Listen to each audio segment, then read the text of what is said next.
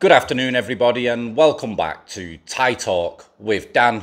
Now, it's been a few days since I last posted on this channel, and the main reason for that is I've had a lot going on, a new routine, and just getting used to the fact that I'm stuck here in Buriram, Thailand, taking care of my son, doing my part, and just trying to find some kind of new life and new routine here.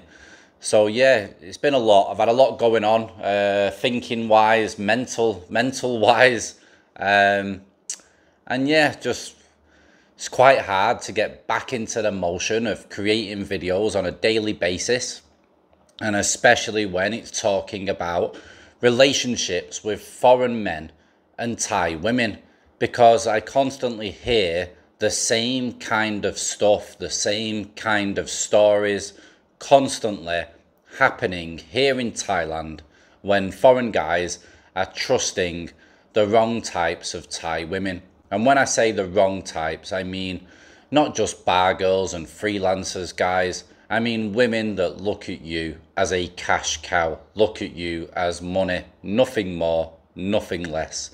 And that's not the greatest way to start a relationship. Now, we've had an email sent in from Robert, who's decided to share his own experience. He's been here for a long time in Thailand. He's been around the block, so to speak, and he wants to share his take on things in hope that it helps protect a lot of you guys here that end up looking for love in all the wrong places here in Thailand. So without further ado, let's get into today's Thailand story.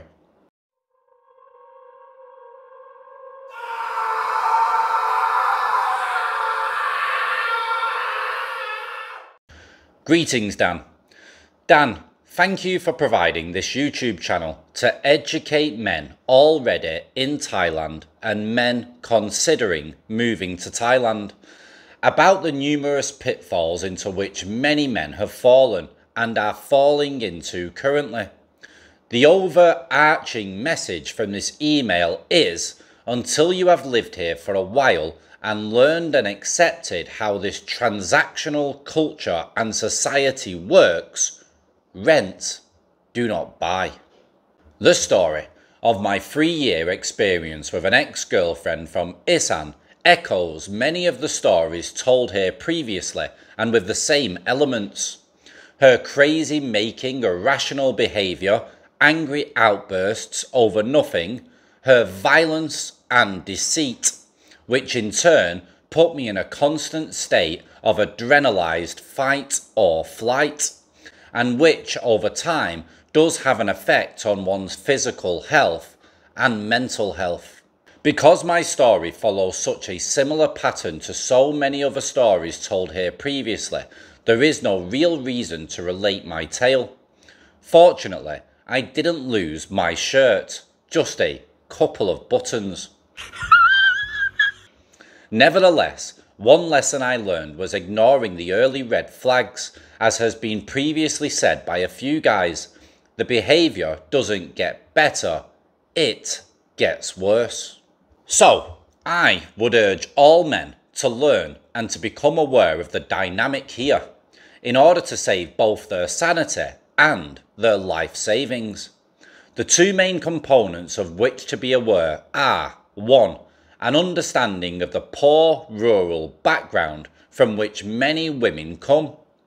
To begin with, poverty can lead to poor nutrition during early childhood and thus incomplete brain development. In the UK, Australia and New Zealand, the average IQ level is 99 plus points. In Thailand, the average IQ level 88.87, 10 IQ points lower, is a significant difference. In addition, there is often low-level education and arrested development in tandem with trauma of abandonment, childhood sexual abuse trauma, and the trauma of witnessing violence, including domestic violence. So many of these women are like children within the body of an adult, Because of arrested development, they throw tantrums when they don't get their own way. In spite of all the above, there is a family codependency and enmeshment which is strong, and an insatiable imperative to do anything to improve the lives of their family members. The more money these women bring home to their families, the more their status grows. The same level of pride as children receiving gold stars for their schoolwork. Learn from acquaintances. Steve, one-time resident of Hua Hin. Steve met a girl in Hua Hin and they got to know each other. Steve's sweetheart said it was time to go to Buriram to meet the family. So they packed the car and off they drive to Buriram to meet the parents. In Buriram, Steve's sweetheart said, "We go to Tesco and buy some food to take to mum and dad." Steve thinks, that's reasonable, and in they go to Tesco. Inside the supermarket, and to Steve's surprise, they are met by 7 or 8 family members, who then proceed to fill 3 large trolleys with meats, seafood, boxes of beer, boxes of Sangsum, boxes of Hong Tong, and so on. "Who's paying for all of this?" asked Steve. "You are paying, Tirak," replies the sweetheart. Steve then says he needs to use the toilet and excuses himself. He then heads for the front door, gets in his car and drives back to Hua Hin, which was exactly the correct course of action. Number 2, our own psychology.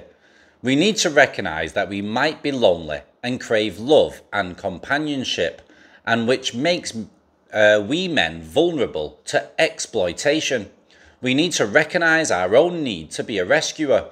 Are we being a rescuer to somehow give ourselves validation? Also important is an understanding of our own empathy. We feel sorry for their plight and we believe the false notion that we can love them back to normality and mental health. Avoid the self-delusion that a young, pretty woman who has smooth, honey-coloured skin and is 20, 30 or 40 years younger than you genuinely loves you.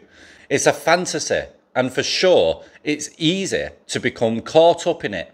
We men, especially if we are single and lonely, are all vulnerable to the honey trap. A logical question for us all to ask ourselves is, in our own country, would we pick up a young, poorly educated, potentially psychologically damaged prosy from the street, pay her pimp to release her, pay her a salary, buy her a house, a car and a business, and buy her parents a house? Clearly, the answer would be no. However, this is exactly what so many foreign men find themselves doing in Thailand, and then later, when the relationship has gone pear-shaped, the man with his savings or retirement nest egg wiped out and with no way to earn it back is left to ponder. What was I thinking, and what will I do now? In Pattaya, there is the sad phenomenon known as the Pattaya High Flyers Club. Men who have become so emotionally distraught and financially gutted following a failed relationship with one of these manipulative monsters that they climb to the rooftop of a high apartment building and jump. The main facts to remember are the following. Thai women do not F for free. Many women will say this truism directly to your face. Foreign men are simply a commodity. Thai women need money and are addicted to money. They will use every tactic possible to get money from foreigners, including deceit. It doesn't necessarily make every woman a bad person. Abject poverty provides a very strong incentive to improve the lives of their family members. The bar and massage scenes are no more than a playground. It's a circus sideshow. And we foreign men need to recognise and treat it as such. Once you see the facade for what it is impossible to unsee it. The translated Japanese term for the bar scene is the floating world. It's exactly this. It's a fugazi. It's not real. When in the bar scene, remember, it is a game and you have to play the game. And the name of the game is get them before they get you. Don't make the mistake of thinking the women you have met in a bar or massage shop are different because she tells you that she doesn't like working in the bar or massage shop and she wants to get out and live a normal life. She is selling sex. Don't make the mistake of thinking that she loves you because you feel good in the bed with her. It is very rare that one can turn a prosy into a housewife. There is no doubt that many of these women make a man feel loved and to feel young again, and it might be the best boom boom we have ever had, and because we enjoy the dopamine rush, we men therefore become emotionally invested, as we want more of that good feeling. For the woman, whilst the jiggy jiggy might also be enjoyable, it is nevertheless her job, and she thinks no more about the jiggy jiggy with you than filing her fingernails. The best piece of advice is to take things slowly. Don't agree to be pushed quickly into things that you feel uncomfortable about. Listen to your inner voice and follow your instincts. Watch for the red flags. If something doesn't feel right, then it isn't.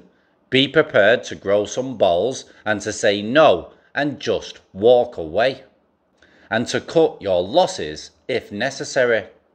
Good luck, men, and remember to be aware of being swept up by the false facade and the false promises. Think with the head which is located on your shoulders.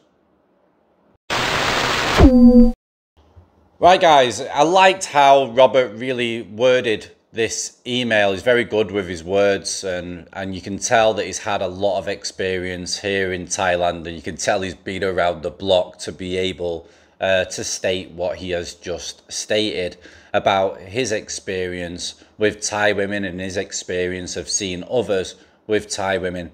For me guys, I get it constantly. It's every day for me, because not only do I live here and speak to other foreigners about their problems constantly when I go out and meet them, but also I speak to a lot of subscribers. Even when I'm not making videos, subscribers want to speak to me and ask for advice. They don't want to share their stories online. They just need somebody else to talk to who understands the way things work here and can try to help them detach themselves from the woman that they're currently seeing. Violence, the drama, the emotional abuse, the mental abuse, it seems to go on quite a lot and can be quite popular with the wrong types of Thai women. And like I said at the beginning of this video, the wrong types of Thai women are the ones that are looking at you as money from the get-go, and they're always going to be the most dangerous because they're always going to see that of you. You are just money, so don't give me drama, don't make my life complicated, make my life easy and keep paying me. I am giving you what you want, i.e. the jiggy jiggy, and you give me everything else. And guys, believe me, it is not worth it. It really isn't, unless you can find a woman that is actually genuinely wanting to date and see you because of you, not for the life that you can give her and not from her just looking at you as money. It's just a disaster set in stone, and it's going to, you're going to see that disaster sooner or later. It's just a fact, guys. I constantly see it here, constantly, and it drives me crazy. And I suppose that's why I do take a bit of time off. I remember when I spoke to a YouTuber that used to share stories, and he got quite a few views sharing like crazy carnage bar girl stories, etc. on his channel. And I asked him, I said, why don't you keep doing it? And he said, I can't, Dan, because it's just too much to keep reading him. It's too negative for me. It doesn't, it takes my positivity away.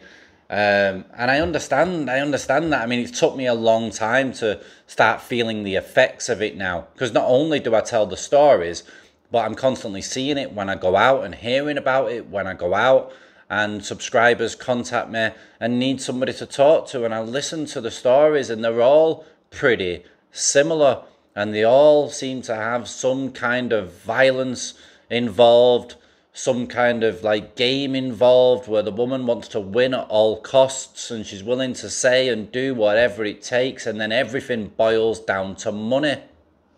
So just be very careful. I mean, I mentioned TikTok before, and I mention it a lot because if you go on TikTok now and you're in Thailand and you start scrolling through, you will constantly see, how do I word it, dodgy looking Thai women with foreigners, yeah?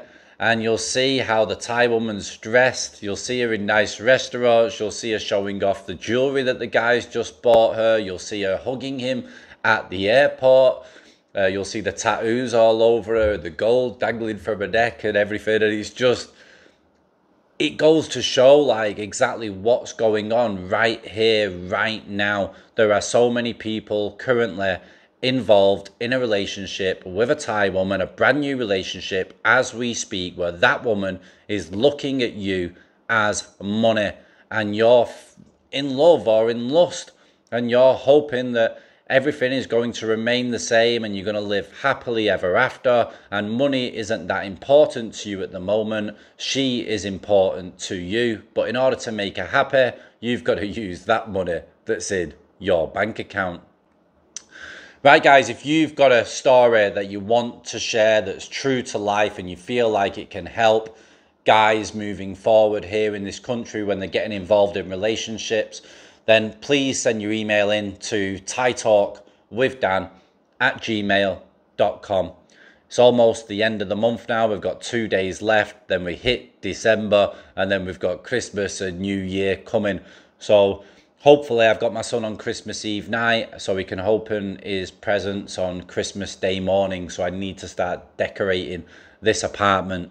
And then in January, I will move out of this apartment and I will move into a house, because I am now in a set routine with my son and he needs a garden and stuff to play in. But I'm not going to get a big house, guys, just a normal 2-bedroom house with a garden. That's all I care about, is the garden mainly. So yeah, we'll be doing new stuff. I've got somebody who might be helping me as well, going taking videos outside, out and about. Trying to do a few new things with the channel, but I don't like to mention it if it doesn't happen. But that person I'm going to be meeting today, and hopefully we can set something up where I can actually get somebody to do the videoing for me and possibly even the editing to make it better. We'll see. Right, guys, take it easy, stay safe out there, and ciao for now. I hope you're all doing well. Bye-bye.